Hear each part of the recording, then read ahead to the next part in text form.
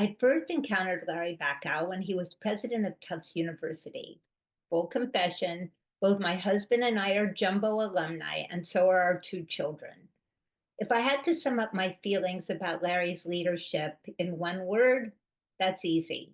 He's a mensch of the highest order. He demonstrated that as 12th president of Tufts from 2001 to 2011, and then as the 29th president of Harvard from 2018 to 2023, and now as a respected voice in the academic community. I'm deeply honored to have him today as our guest for At Lunch, and particularly touched because it is Yom HaShoah, Holocaust Remembrance Day. My mother, Lily Saltzman, who died last June at 101, was a survivor of Auschwitz. So was Larry Bacow's mother, Ruth Wertheim, her maiden name. However, her sister, her mother, and her father for whom Larry Bacow was named, did not survive. And though not a direct victim of the Shoah, his father was a refugee coming to the US as a child to escape pogroms in Russia. Earlier this year, Larry and his wife Adele visited Auschwitz, representing Harvard on the 80th anniversary of the camp's liberation. He wrote a beautiful reflection on that visit, which is posted in the chat, and I encourage everyone to read it. In that article, he quoted Elie Wiesel, who said, "The opposite of love is not hate, it is indifference." Larry added, "The world right now cannot afford indifference." Today, we have the opportunity to hear from this remarkable educator discussing his career, his heritage, and how the lessons of the Holocaust resonate for him today. Larry Bacow, welcome to At Lunch. Thank you very much, Julie. It's good to see you again and good to be with you. Thank you for being here. So Larry, you've had an incredible career. You were a professor of environmental studies at MIT for many years, and then assumed the presidency at Tufts and Harvard. You have a law degree and a Ph.D. in public policy from Harvard, and I think a master's sneaked in there somewhere in between. And you've run 5 marathons, and you were an Eagle Scout. So high achiever. So what do you think motivated you to accomplish and accomplish and accomplish? And I'd like you to start back at the beginning in Michigan. And I know your sister's watching, so you have an in-time fact checker. But first of all, I guess, how did your family from Europe end up in Michigan? And what was it in your household that produced you? Well, all good questions, Julie. So like most immigrants, refugees, my parents wound up in Michigan because of those who came before them. My father, as I said, came here as a child to escape the pogroms. He was born in a little town outside of Minsk. And my grandmother had a brother who had come to the States and wound up in Detroit for reasons that are still not clear to me. But so that's how my father's family made it to Detroit. In my mother's case, she had an aunt and uncle who left Germany in 1930, I think it was 36, who was from the same town as my mother. And after the war, they were basically my mother's only surviving relatives. And so she was liberated by the Russians, not from Auschwitz. She was in Auschwitz for about a month or so, like many. And then I think, like your mother, was transferred to a slave labor camp about 30 or 40 miles away, and then liberated around the same time as Auschwitz was. She walked back to her hometown, Lundorf, Germany, near Frankfurt. It was about 300 miles, to see if her sister had survived. She knew her parents had not, and her grandparents had not. But she had been separated from her sister. And it turns out her sister had died actually in the first deportation of Jews to Auschwitz in 1942. So at that point, she eventually made contact. It took her quite a while with her aunt and uncle, and they sponsored her, and she came on a Liberty ship, one of the troop ships that brought refugees from Europe after the war. I should also add that it's not just that she lost her parents. There were 120 Jews who were deported on the same day from my mother's village and the 6 villages that surrounded it. And of the 120, my mother was the only one who survived. So she lost virtually all of her friends and relatives and others. And she was quite young, right? A teenager? Yeah, she was 15 when they were deported to Theresienstadt, and she was 18 when liberated. And so how did your parents meet? Oh, they met, it's an interesting story. I'll try and make it quick. They met because of an article in the Detroit Jewish News. There was a gossip column written by a guy by the name of Danny Raskin. And he mentioned a friend of my father's who was going out with this, attractive blonde. And so my father started pestering his friend to find out who that was. Eventually got my mother's phone number, called her up, wanted to meet her. My mother said, "I don't know you." He was pretty insistent.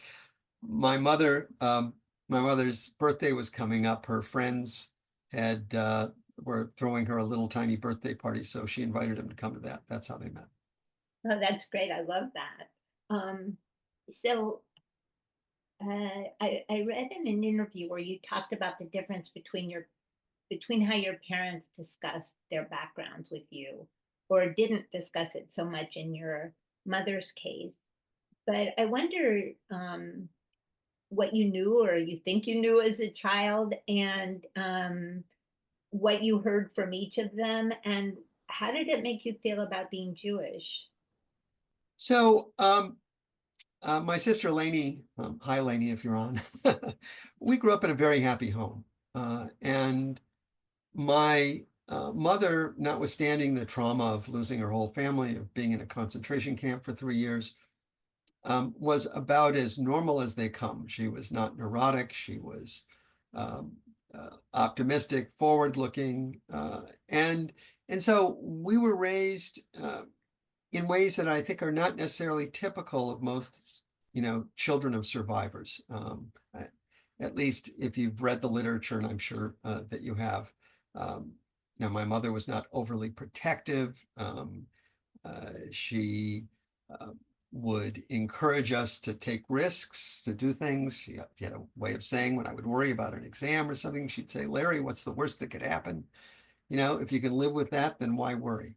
So it was a very, healthy environment. That said, Lainey and I knew from as long as I can remember that my mother was a survivor, that she was a survivor of Auschwitz, that she had lost her whole family.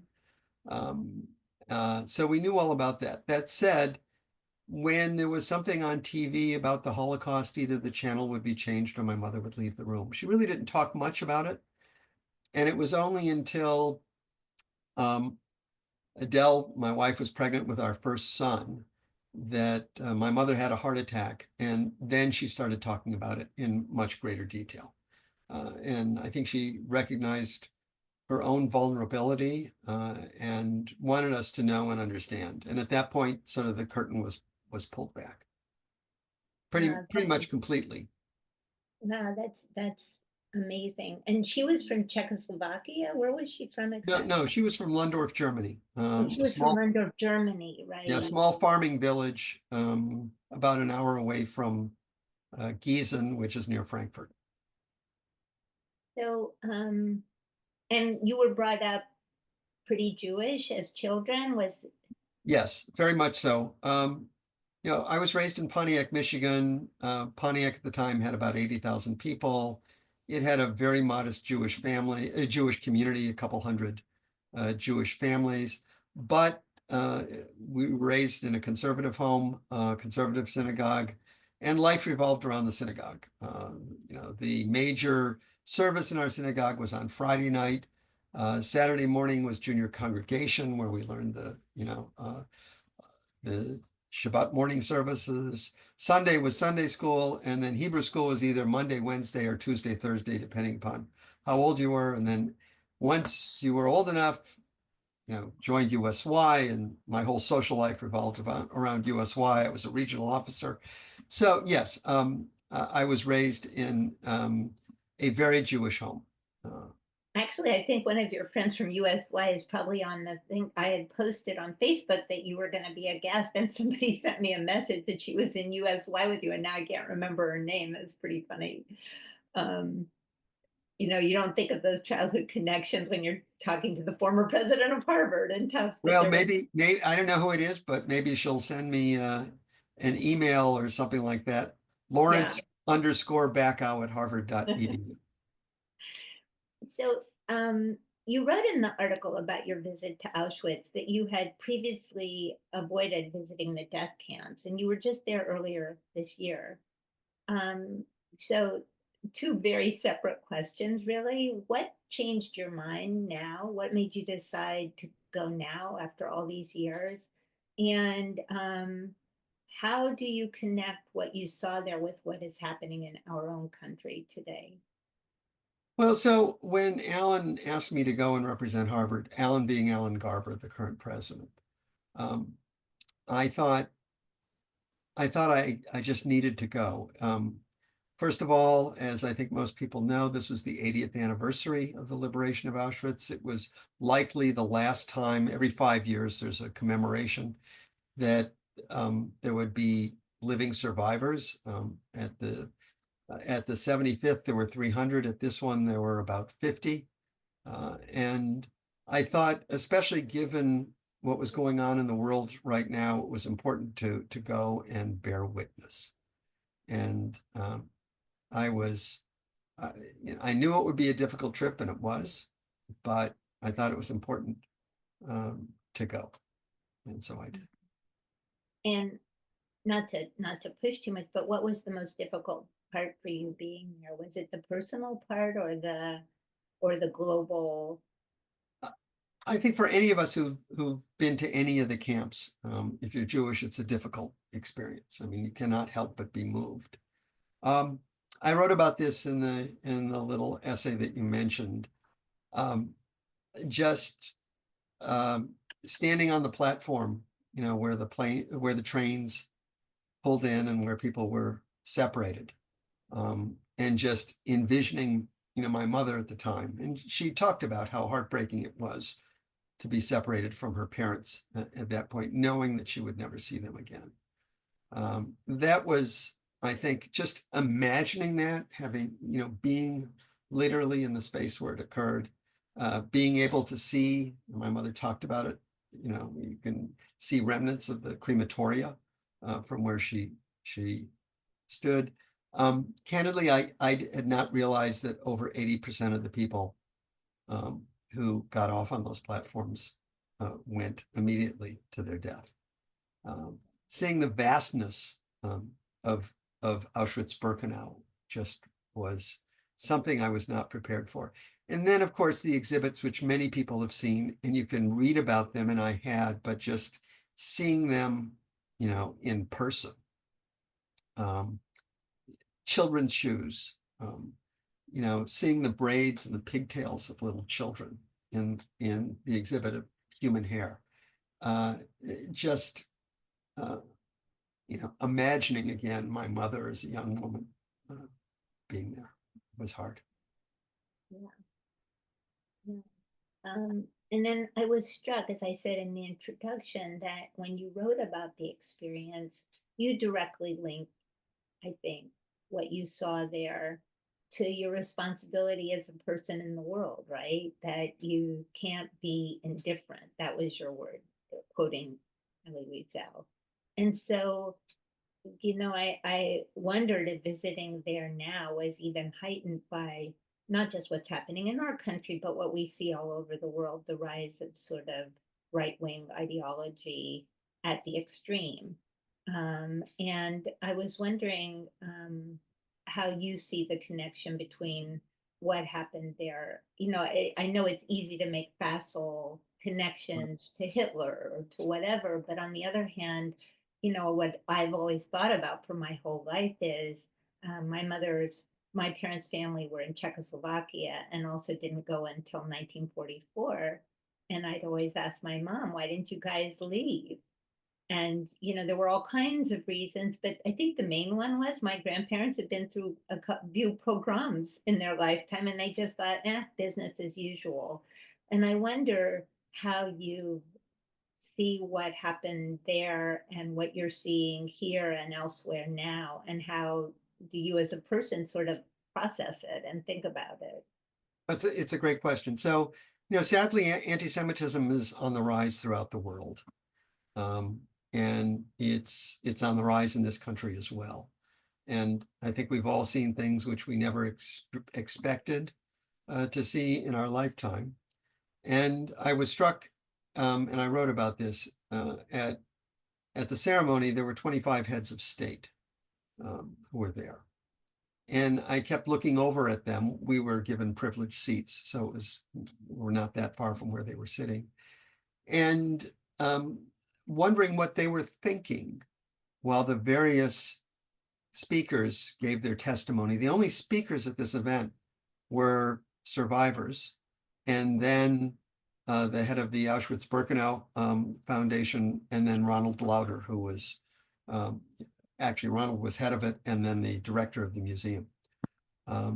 And one of the things that Ron said, which struck me as very, very poignant, he quoted a survivor from the last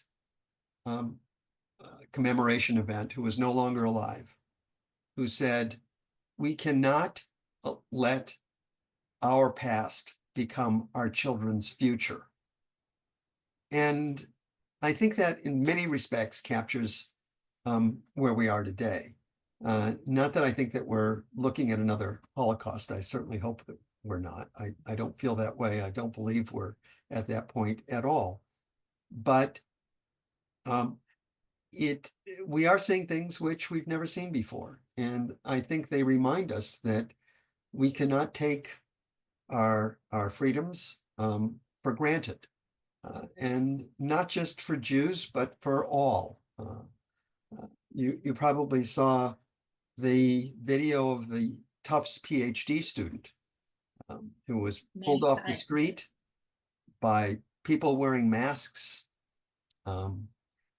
spirited away without being allowed to make a phone call, not read her rights, not given a hearing, and remains incarcerated in Louisiana. In many respects, that story is all too familiar for anyone of us who had Jewish relatives in Europe in the 30s and the early 40s. So. Yeah, and continuing in that vein, I mean, I think because of both of your parents' experience, really, you both had two parents who were refugees, and you had, I'd read about it, and we talked about it a little bit before the program started about when you were at Harvard, you had a situation where you had to really take a stand on refugee rights. And if you could tell people about that or remind people who remember about it, because I think it was a really important action that you took and something important to think about now. Well, there were a number of things. And, I think for most of us, our parents sit on our shoulders, whispering in our ears. And I think much of what I did or at least a number of things which I did at Harvard, I could hear both my mother and my father talking to me in various ways. In my second year at Harvard, we had a freshman who had been raised in a Palestinian refugee camp in Lebanon, who had never been out of Lebanon, who gets accepted to Harvard College, very excited, flies on his first plane flight to Boston, and is turned away at Logan and put on the first plane back. That was in 2000. That was in, I believe, 2019, fall of 2019. And when I say I, all of Harvard also, extended alumni, went to bat for him to try and get him back into this country. But my mother talked about the experience of having, at the end, after the war, trying to get to the United States through France and had been turned away at the border. And so that stuck in my mind. There's a program that exists at a number of universities in the United States called Scholars at Risk, which attempts to rescue scholars who from countries where their own scholarship puts them at risk, typically in many cases of their life or incarceration. And I tried to greatly expand that program, especially after the fall of Afghanistan, when there were a number of Afghani scholars, artists, poets, people who had, written literary criticism, who suddenly found themselves at risk. And there I thought about the program that the Rockefeller Foundation actually put in place to try and help sponsor Jewish refugees, scholars who were trying to escape Nazi Germany and Nazism more broadly. So I think that, my mother's experience, the experience of our people and those who reached out and helped us when we were in need, has stayed with me. And I think that if we're privileged to be in a position where we can do something, the Talmud teaches us that to save one life is to save the entire world. And so we should avail ourselves of those opportunities. So you began your presidency at Tufts on September 1st, 2001, 10 days before 9/11. And 2 years into your Harvard presidency, the COVID pandemic shut down much of the world. I'm not saying you're a harbinger of doom here, but you did have two rather large crises to contend with as president first of Tufts and then of Harvard. And maybe this is an impossible question, but it's something I think I'd like to hear your thoughts on.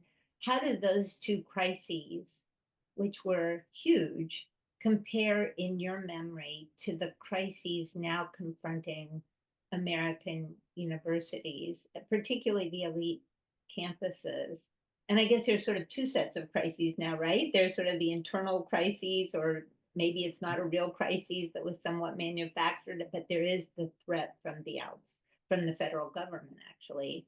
And so how would you compare those situations that you went through and what colleges in general, including Harvard and Tufts, are dealing with now? Well, those were much, much easier to deal with than what people are dealing with now. And actually, I'm old enough to remember, the Vietnam War, which was a period of a great challenge for university presidents then. And this was also harder than that was.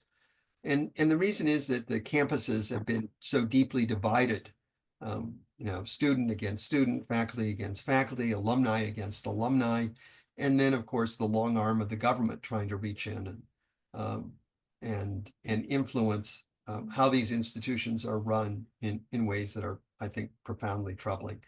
So I think this is far and away the greatest challenge that universities have ever faced. And as difficult as it was to work through and to continue to work through the deep divisions that exist on college campuses over the war in Gaza and how Israel is responding, I think it's even more challenging now to deal with the government's response. Yeah, and just kind of following up on that, I mean, you left Harvard in 2023. That's not a very long time ago. No. Were you seeing already this kind of more divisiveness among students while you were there? Or was it really the war in Gaza, the Gaza is, and I guess included in your answer in that, I mean, students have been protesting Israel and Gaza, Israel and Palestinians in the West Bank for a very long time. What do you feel caused it to change, if it changed, or to become even more divisive internally? Well, so, there's this viewpoint that seems to have gained traction among some that Jewish students have been under siege for years on our campuses. I really don't think that's accurate. I've spent my whole life on a college campus, literally lived for 10 years on campus at Tufts and 5 years at Harvard, and have worked on, either studied or worked on a college campus since I was 18 years old. We have a thriving Jewish community at Harvard. When I left, both Chabad and Hillel were raising money to expand their homes, the buildings that serve them, just to meet the demand for increased programming from Jewish students. Adele and I, routinely, as we did at Tufts, attended services at both Hillel and Chabad. I never turned down an invitation to either one. It was not a big deal when, I think the president's home at both Tufts and Harvard were kosher homes when we lived there. And when we koshered the house at Harvard and had a Hanukkah Habayit to hang mezuzot at the president's house, it was a very big event, well publicized, not an issue for anyone. So I do think, and you're right, there have been protests that go back a long time. There were, demands to divest from Israel when I was president of Tufts. So, in fact, I gave a commencement address about that at Hebrew College, and I think it was 2003 or something like that. So I do think that October 7th changed a lot of things. The visual images that came out of it, were just, I think, incredibly difficult on both sides. One of the things which has made it, I think, also challenging for university presidents to deal with this problem is that a not inconsequential percentage of students who have been protesting the war in Gaza on many of our campuses are Jewish students. So, and I think we all have to look in the mirror a little bit and ask, I think it's clear that students of this generation have not grown up with the same kind of attachment and close identification with Israel that most of us did. Dell and I spent our first sabbatical at Hebrew University in Jerusalem. Found out Dell was pregnant with our second child, while we were there. So, but today's Jewish students don't have the same strong identification. I think that's an issue. So yes, things have changed. They've changed quite dramatically. I mean, just following up, and then somebody has another question related to this, and then we'll move on to other subjects. But this is an important one, especially in this forum. We talk about the rise of anti-Semitism, which I feel is real, but it's hard to parse sometimes, because sometimes some things that are called anti-Semitism become almost a political cudgel against people who have political differences now. And how much of this, I hate to come down and say, oh, it's social media or whatever, but the extremism of the student, or I was going to say the conversation, but it feels sometimes there's not a lot of conversation. What do you think? Is that social media? Is it political operatives, people stoking the fires? And how do you even think about anti-Semitism today it used to be, it seemed relatively simple. Now it seems so complicated. So it's a great question. First, I think it's important to understand that our campuses are microcosms of the world that we live in. And everything that you will find that's unpleasant outside the gates of Harvard Yard or any other university, you will find within it. And so I think in the same way that anti-Semitism is on the rise in the world, in the country, yes, it's on the rise on our campuses. So let me just say that first of all. The same is true about the deep divisions that exist in society. Those are also reflected on our campuses. So we see that as well. And so you put the two together, and it's not surprising that you find these divisions such as they exist. What's important to note, though, is that the attention that our campuses have been given, and certainly Harvard gets more attention than anybody else. I always say the world would be a better place if it paid less attention to what goes on at Harvard. But, you know, the vast majority of students were still, they were studying, they were doing their thing that students do. And really the protests engaged a relatively small proportion of our student body. And I think that was true on most campuses. Social media does amplify things, whatever happens. Now, somebody captures it on their phone and posts it to the web. It's a national, or in some cases, an international story. I do think you're right, though, that anti-Semitism has been weaponized. Look, I think that it's important that we address anti-Semitism wherever it rears its ugly head, okay? But we can't be selective about that. You know, if you are opposed to anti-Semitism on college campuses, then you also have to be opposed to it when neo-Nazis march, outside the University of Virginia in Charlottesville, saying blood and soil and Jews will not replace us. I think you have to be willing to speak out against it when people invade the Capitol wearing sweatshirts that say Auschwitz. You have to be willing to call it out when you have white nationalists who are avowed anti-Semites, who are taking actions when some people would choose to characterize those actions as, patriotic, or the fact that they've been tried and convicted and sentenced and now incarcerated, to characterize those individuals as political prisoners, as some have done, or even worse yet, something that I hope most people on this Zoom would find as offensive as I do, to characterize them as hostages. Hostages when Israelis are still being held under the most brutal of conditions, people who were kidnapped, literally, So I think that we are living in a time in which everybody has their own narrative. They look for ways for information which reinforces it. It's not just college campuses where we have difficulty talking across differences. In fact, in some ways, I think attempts of my peers to encourage that have met with more success than what we see outside of college campuses. And so, but again, what's going on reflects, I think, what's going on in the broader society. We have a few questions coming through the Q&A that are somewhat related, I think.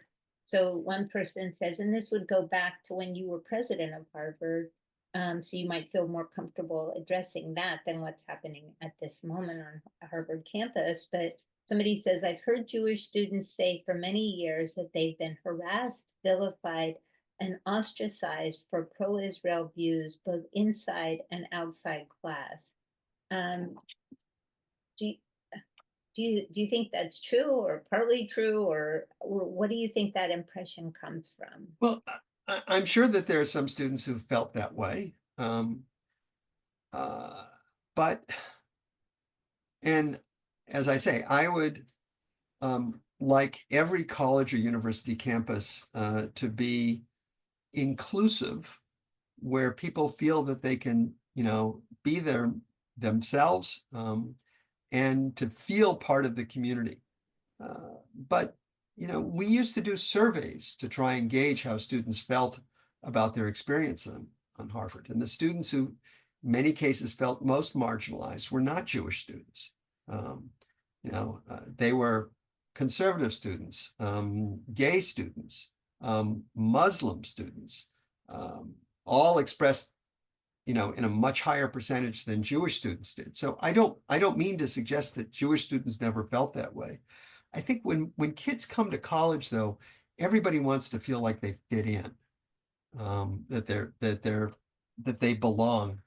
And I have to say that may be even more true at a place like Harvard, where everybody worries that, they got in, it was a mistake, that they don't belong.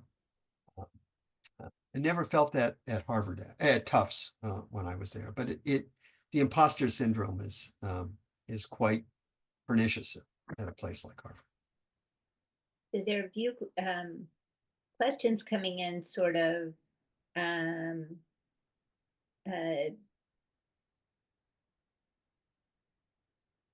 people, these are sort of general feelings. When saying, were you surprised to hear university presidents say that calling for genocide doesn't violate the school's code? Somebody else asked, what about the school's own faculty who support Palestinian liberation organizations? Somebody else asked, why are there viewers Jewish students at Harvard nowadays? Sort of So I'm, let me say outright, I am close to a First Amendment absolutist. Okay.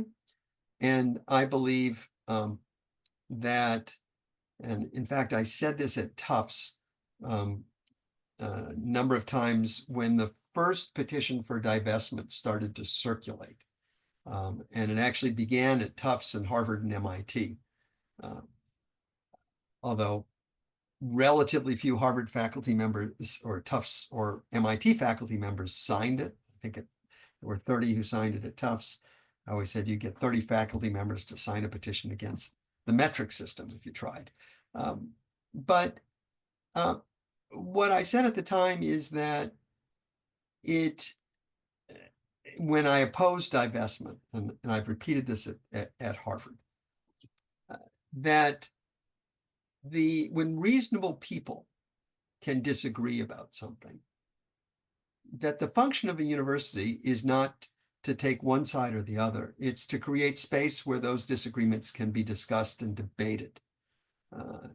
And, you know, reasonable, as I said at Tufts back in 2001, when this first happened, I said, reasonable people can differ on where the balance of equities lie in the Middle East. I have an opinion, and it wouldn't be that difficult for anybody to figure out what that is. But it's not for the institution to say this group is right or this one is wrong. It's to create space where that conversation can take place. Because of the divisions that I've alluded to previously, it's much harder to make that happen now. Much, much harder. People are, live in their echo chambers. And I said in my inaugural address at Harvard, and I kept repeating this over and over again, that we need to be slow to judge and quick to understand. And I think that continues to be good advice for all of us.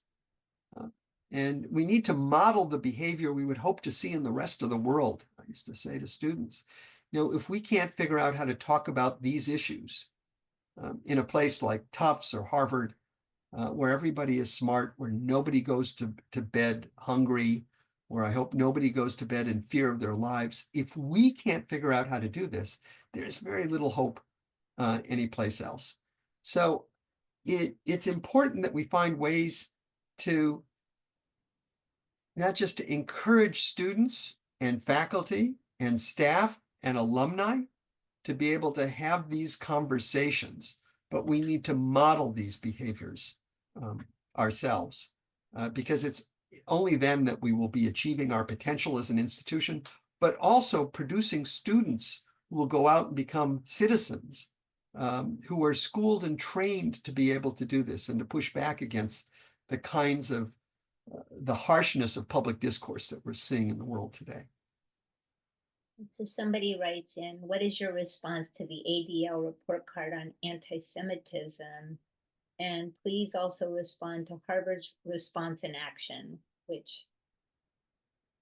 Well, look, when I was at Tufts, there was a report card on anti-Semitism that came out along the same time as a report on the 10 best places to be a Jewish student in the United States. Tufts was ranked in the top 10 places to be a Jewish student, and also ranked in the top 10 for anti-Semitism. I'm a social scientist. As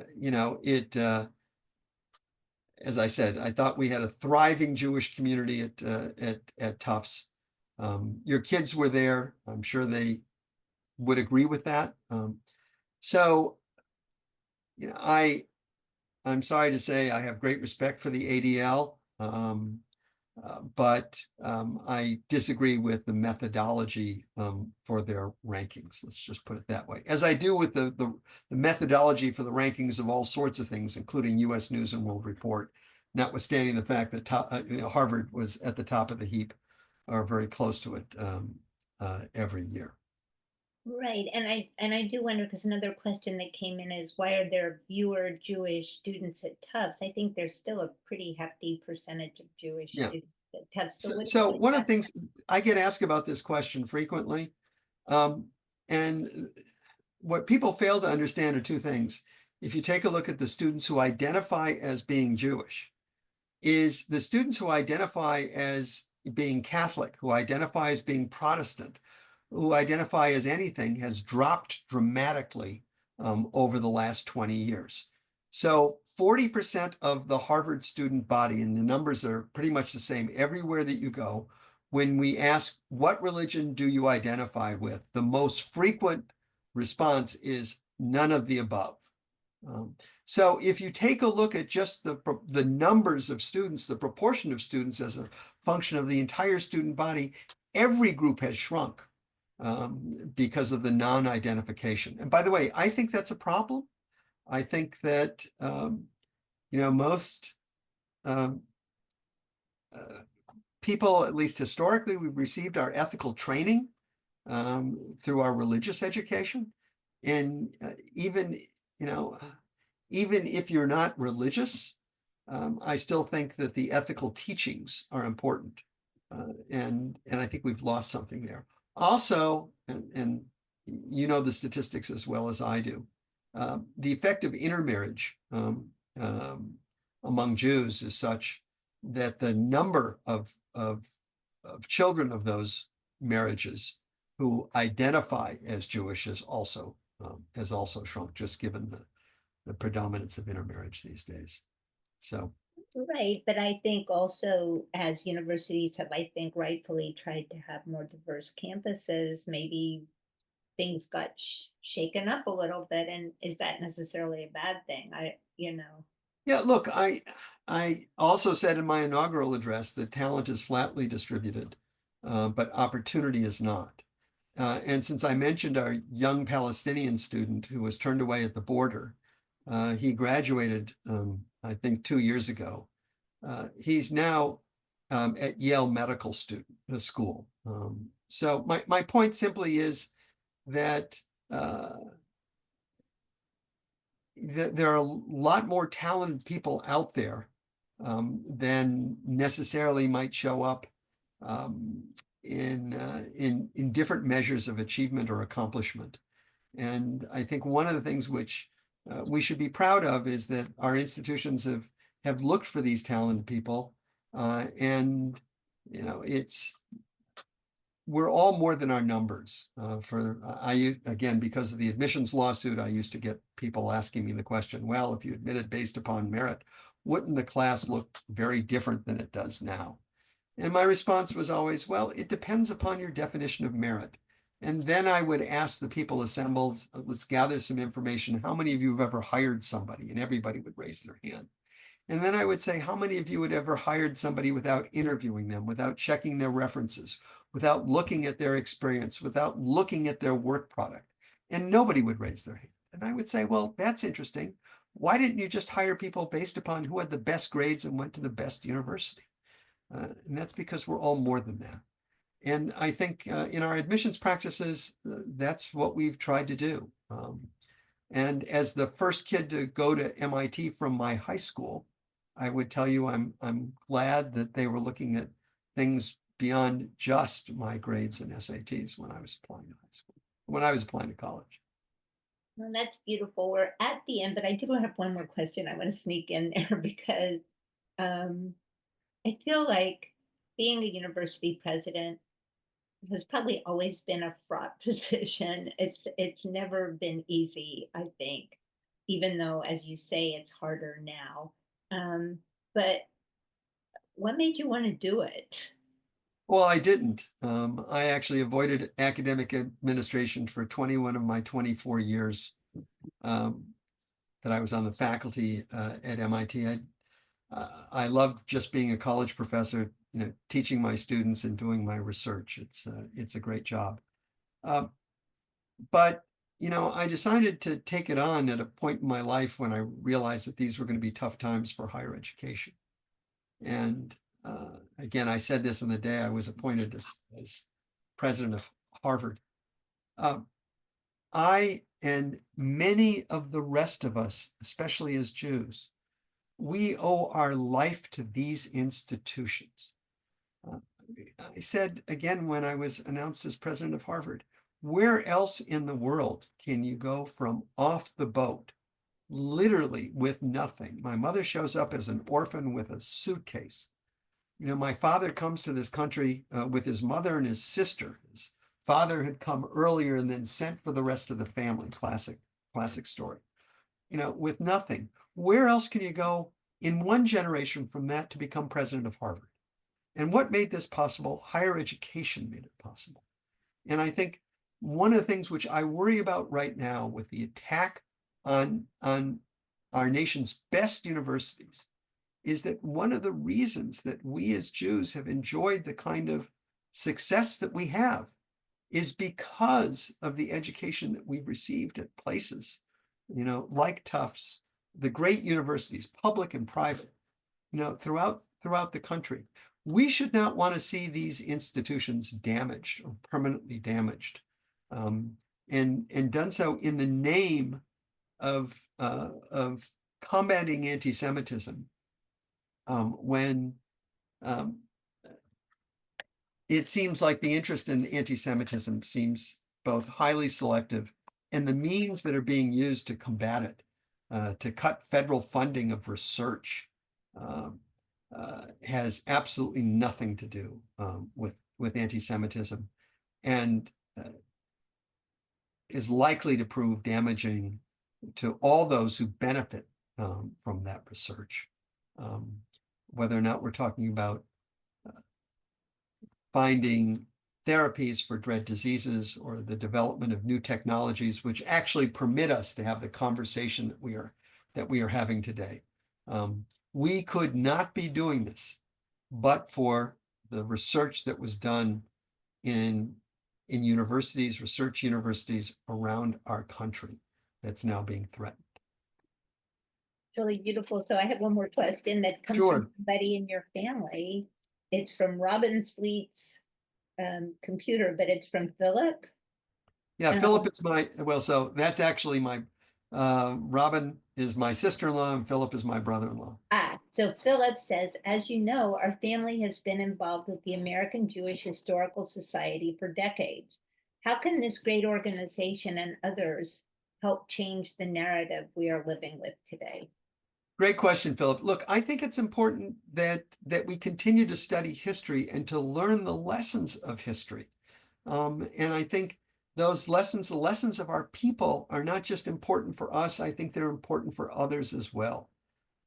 You had Ruth Messenger on your program earlier, and Ruth and the organization that she represents has been a strong voice for social justice everywhere in the world.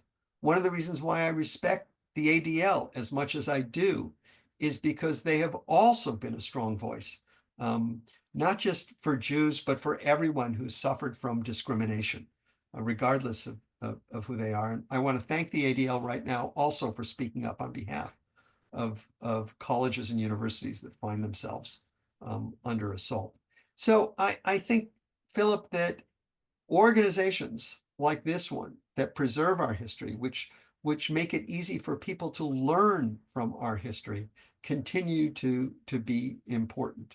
And even more so when it appears as if some of those lessons of history are not being learned as well as perhaps they should be. I can't, this went by way too fast. Thank you so much, Larry. I really feel we did come full circle, and I think this conversation is a very good homage to both of our mothers on Yom HaShoah. So thank you so much for joining us. Thank you, Julie, for having me, and great to see you again, and give my best to all the Tufts alumni in your family. I will. Thank you so much. You're welcome.